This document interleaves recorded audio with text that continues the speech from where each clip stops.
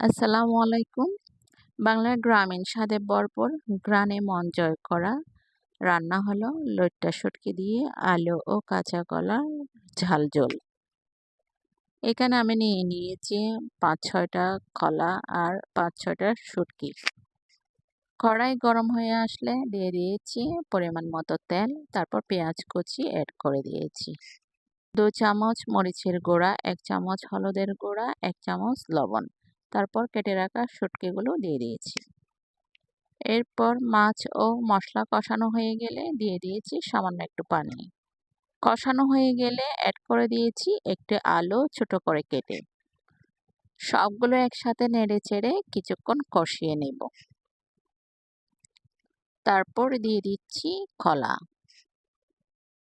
সবগুলো একসাথে মিক্সড করে ঢাকনা দিয়ে ডেকে মৃদু আঁচে কিছুক্ষণ কষিয়ে নেব।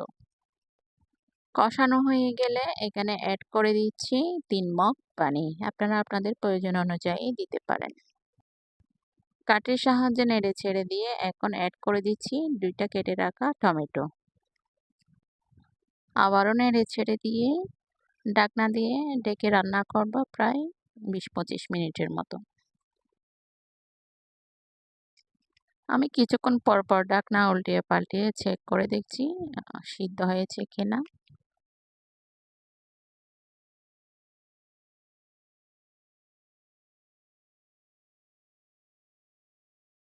রান্না প্রায় শেষের দিকে, এখন দিয়ে দিচ্ছি ধনিয়া পাতা কুচি।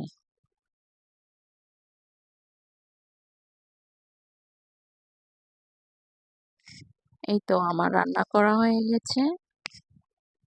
শুটকি মাছের তরকারি বরাবরই আমার খুব পছন্দ। যেদিন শুটকি মাছ রান্না করা হয় সেদিন একটু ভাত বেশি খাই। পরিবেশন করলাম, কেমন হয়েছে অবশ্যই কমেন্ট করে জানাবেন। ভিডিওটি ভালো লাগলে লাইক, কমেন্ট এবং শেয়ার করবেন। ধন্যবাদ।